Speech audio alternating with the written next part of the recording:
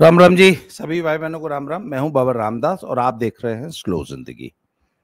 जैसा कि आप जानते हैं, ये वीडियो मैं इस समय दरभंगा बिहार में बैठ के बना रहा हूं। हम लोग इस समय बिहार की चुनावी यात्रा पे हैं और पूरे बिहार को कवर कर रहे हैं और बिहार की जो ग्राउंड रियलिटीज हैं उनको समझने की कोशिश कर रहे हैं। आज से 5-6 दिन पहले हम लोग हिमाचल प्रदेश से चले थे और दिल्ली, लखनऊ, वाराणसी होते हुए, गाजीपुर होते हुए बिहार में घुसे। अपनी गाड़ी से चल रहे हैं और अभी इस समय हम लगभग 500-600 किलोमीटर यात्रा कर चुके हैं बिहार के अंदर और इस समय दरभंगा शहर तक पहुंचे हैं। इसके बाद हम आज जो है हम लोग यहाँ से सहरसा, मधेपुरा, पूर्णिया, किशनगंज और ये जो सीमांचल का जो इलाका है, मुस्लिम और यादव बहुल बेल्ट है, इसके आगे वहाँ पे अपनी यात्रा कंटिन्यू करेंगे। अब तक हमने जो यात्रा की है वो की है ज़्यादातर जदयू की बेल्ट थी। आज के बाद हम अब जो तेजस्वी का प्रभाव क्षेत्र है और मुस्लिम बेल्ट है बिहार में, वहाँ घुसेंगे। तो सबसे पहले तो मैं दर्शकों से एक अपील ये करूँगा कि हमें आप इस यात्रा को आगे कंटिन्यू करने के लिए हमें आपकी, दर्शकों के सहयोग की जरूरत है, आर्थिक सहयोग की। क्योंकि गाड़ी का हमारा मुख्य खर्चा सिर्फ गाड़ी का डीजल है, गाड़ी का डीजल और टोल।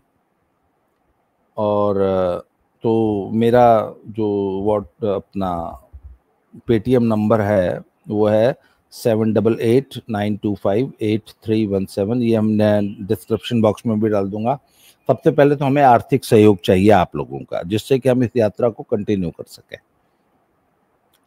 दूसरी बात, मेरा अब तक का जो ऑब्जर्वेशन है वो ये है कि बिहार में पिछले 15 सालों में जो काम हुआ है, लालू के जाने के बाद नीतीश बाबू के नेतृत्व में बिहार में जो काम हुआ है, उसमें लॉ एंड ऑर्डर काफी हद तक सुधर चुका है। अब वो जो जंगल राज वाला जो था वो सब बातें खत्म हो चुकी हैं। अब कोई ऐसे बड़े माफिया नहीं बचे हैं। जो माफिया हैं भी, वो भी अपना बस कमा खा रहे हैं, जान बचा रहे हैं, अपना सब पॉलिटिशियंस हो गए हैं और बस किसी तरह वो सब अपना भोकाल बना के, और भोकाल भी नहीं, अब तो पब्लिक भोकाल से भी ऊपर उठ चुकी है। तो लॉ एंड ऑर्डर की समस्या ऑलमोस्ट बिहार में सही हो चुकी है। पर हमने कई लोगों से पूछा कि भैया अभी तो सही है, अगर लालू की पार्टी की वापस सरकार बनी तो कुछ लोगों का तो यहां तक कहना है कि अरे भैया 1 घंटे के अंदर पुराना जंगल राज वापस आ जाएगा और 1 घंटे के अंदर अपहरण उद्योग फिर से चालू हो जाएगा। तो कुछ लोग तो बहुत आशंकित थे। कुछ कहते हैं नहीं सर, अब वो जमाने गए, सोशल मीडिया का जमाना है, 1 सेकंड में बात हाईलाइट हो जाती है, अब बात को छुपाना बहुत मुश्किल है। सरकार पे और पुलिस प्रशासन पे इतना भयानक प्रेशर आ जाता है पब्लिक का ड्यू टू सोशल मीडिया कि अब वो संभव नहीं है। चलिए, बहुत अच्छी बात है, पर ये अपनी तरफ से अराजकता फैलाने की कोशिश करेंगे, क्योंकि इनका जो वोट बैंक है ना, लालू प्रसाद का जो वोट बैंक है तेजस्वी का, वो अराजकता को ही पसंद करता है। वो अराजकता में ही फलता फूलता है, उसी में खाता कमाता है। तो एक तो ये मुद्दा है। और पुराने लोग अभी भी जंगल राज को भूले नहीं है और जंगल राज के लौटने की आशंका से सिहर जाते हैं। बच्चों ने वो जंगल राज देखा नहीं है, सिर्फ अपने माँ बाप से सुना भरा है, पर वो उसको बहुत ज्यादा महत्व नहीं देते, क्योंकि जो चीज उन्होंने अपनी आंख से देखी थी या जिस चीज को महसूस नहीं किया, वो उसको क्या कर। उसके बाद बिजली और सड़क की व्यवस्था बहुत अच्छी। बिजली, मैं तो ये कहूंगा कि ग्रामीण क्षेत्रों में जो यूपी में जो बिजली आती है योगी आदित्यनाथ जी की सरकार में, उससे बेहतर बिजली की व्यवस्था बिहार में है।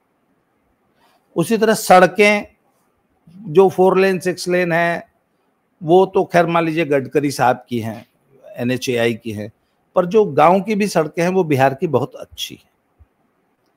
बिहार में जो सबसे बड़ा मुद्दा आज भी आम पब्लिक के बीच में है, युवाओं के बीच में है, वो है रोजगार का, इंडस्ट्री का। कि साहब रोजगार नहीं है, सरकार ने अब तक रोजगार के लिए कुछ नहीं किया है। एक दूसरा बहुत बड़ा मुद्दा जिसकी बहुत सारे लोगों ने चर्चा की कि स्वास्थ्य सेवाएं, अस्पताल, सरकारी अस्पताल, वो बहुत ज्यादा बदहाल है और छोटे सेंटर्स पे तो किसी प्रकार का कुछ व्यवस्था है ही नहीं, डॉक्टर्स रहते ही नहीं है, या मतलब कहते हैं कि आपको सिंपल डायरिया हो जाए, अगर पानी चढ़ाना है तो भी वो व्यवस्था भी आपको सरकारी अस्पताल में नहीं मिलेगी। और स्वास्थ्य सेवाओं पे बहुत ज्यादा काम करने की जरूरत है। इसके अलावा युवाओं की एक शिकायत है कि साहब हमारे यहाँ की शिक्षा बदहाल है। हालांकि मैंने कुछ स्कूल्स देखे गांव एरिया में, स्कूल्स की बिल्डिंग्स तो बहुत शानदार बनी हुई हैं, यूपी से बहुत बेहतर। हमने एक बहुमंजिला सरकारी स्कूल देखा जो नया बना था, पुराने स्कूल को तोड़ करके नया बनाया गया था, और उसकी बिल्डिंग देख के लगता था कि बहुत शानदार भवन है। अब उसमें पढ़ाई कैसी होती है ये तो यहाँ के लोकल लोग बताते हैं, और लोकल जो युवा हैं वो उससे संतुष्ट नहीं है। पलायन एक बहुत बड़ा मुद्दा है और रहेगा। मोदी सरकार इस सीजन में लगातार ट्रेन पे ट्रेन दे रही है बिहार को, तो उसकी तो विपक्ष आलोचना करता है, क्या ट्रेन दे दो जिससे कि पलायन में कोई कमी ना आए, पलायन जो है सुनिश्चित करो। खैर साहब, जब यात्री हैं तो ट्रेन तो देगी सरकार, परंतु पलायन एक बहुत बड़ा मुद्दा है, और पलायन के मुद्दे को कोई पार्टी एड्रेस नहीं करती, पर पीके कर रहे हैं। पीके की जनसुराज पलायन के मुद्दे को आगे ले रख के चल रहे हैं कि हम ऐसा बिहार बनाएंगे कि युवा को पलायन न करना पड़े।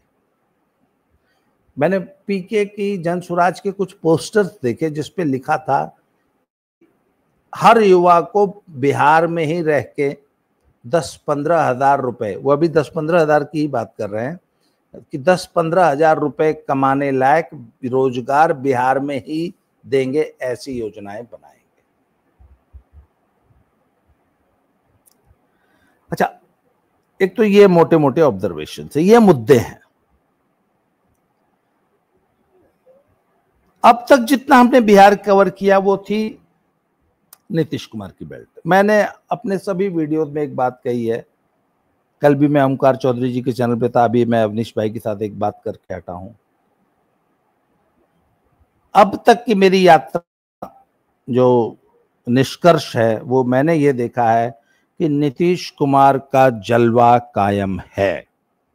वो जो कहते हैं ना कि बिहार में बाहर है सिर्फ नीतीश कुमार है, ये एकदम सच्ची बात है।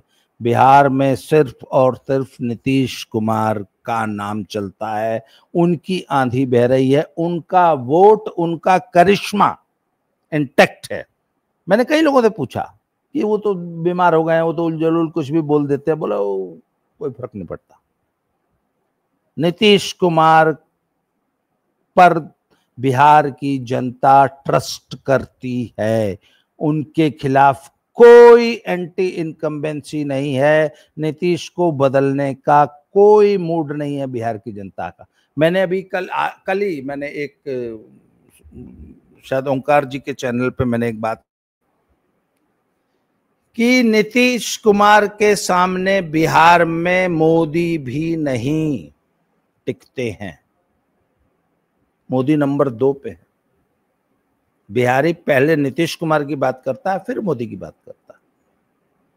तीसरी चीज, राहुल का कहीं नामो निशान नहीं है, राहुल की वोट अधिकार यात्रा की कोई चर्चा ही नहीं है, वोटर लिस्ट SIR कोई मुद्दा ही नहीं है। ये लोग एक ऐसा मुद्दा उठा के चल रहे हैं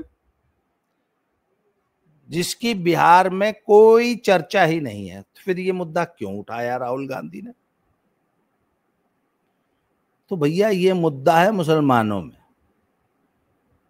मुसलमानों को ये कह के डराया गया है कि तुमको तुम्हारा नाम वोटर लिस्ट से काट दिया जाएगा अगर हम तुम्हारी लड़ाई नहीं लड़ेंगे। तो ये तुम्हारा नाम वोटर लिस्ट से काटने की कवायद है, कोशिश है बीजेपी की, और चुनाव आयोग की ये प्लानिंग है कि मुसलमानों को वोटर लिस्ट से हटा दिया जाए और तुमको जो है बांग्लादेशी रोहिंग्या डिक्लेयर कर देंगे ये लोग। ये भया दोहन सिर्फ मुसलमानों का है और ये मुद्दा सिर्फ मुसलमानों के लिए बनाया जा रहा है।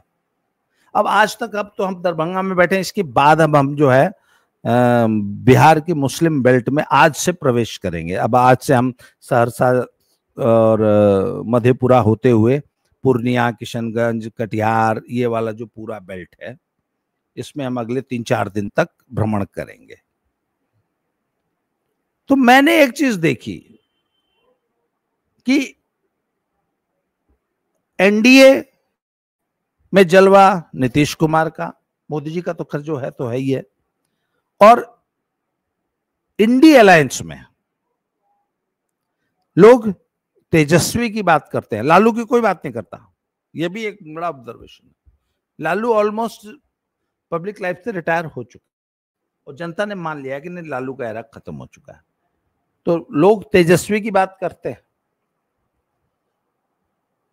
राहुल की कोई बात नहीं करता।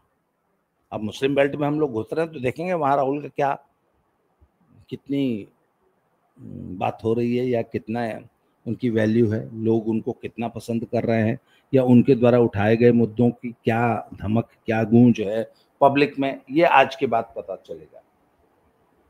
पर इतना तय है कि राहुल गांधी ने तेजस्वी यादव को बेवकूफ बना दिया है, और तेजस्वी यादव, अब जबकि लालू जी जिंदा है, लालू जी उस मुहिम में खुद शामिल है,